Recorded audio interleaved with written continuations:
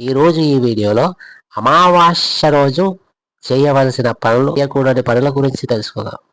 అమావాస్య రోజున తలస్నానం చేయకపోవడం అనేది దారిద్ర్యానికి దారితీస్తుంది కనుక తలస్నానం చేయడం మంచిది. తలస్నానం చేయొచ్చు కానీ తలంటుకోరాదు. అమావాస్య రోజు తలంటుకుంటే నవగ్రహ దోషాలు తొలగుతాయి. అమావాస్య రోజు కొత్త బట్టలు ధరించరాదు.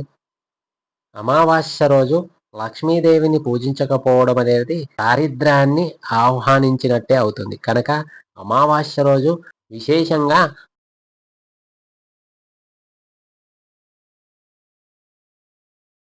మహాలక్ష్మి అమ్మవారిని పూజించడం చాలా మంచిది.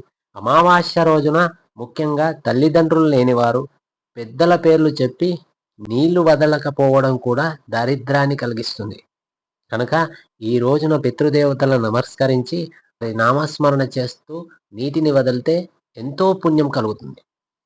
అమావాస్య రోజు క్షవరం చేయించుకోవడం, గోళ్ళు కత్తిరించుకోవడం మంచిది కాదు. అలాగే అమావాస్య రోజున తలకు నూనె రాసుకుంటే దారిద్ర్యం వెంబడిస్తుంది. శాస్త్ర ప్రకారం అమావాస్య రోజు రాత్రిపూట భోజనం చేయడం దారిద్ర్యానికి దారితీస్తుంది. మధ్యాహ్నం భోజనం చేసి రాత్రి ఫలాహారం చేస్తే మంచిదని పండితుల అభిప్రాయం కనుక ఈ నియమాలను పాటించి మహాలక్ష్మి యొక్క దివ్య అనుగ్రహానికి పాత్ర. సర్వే జన సుఖినో భవంతు.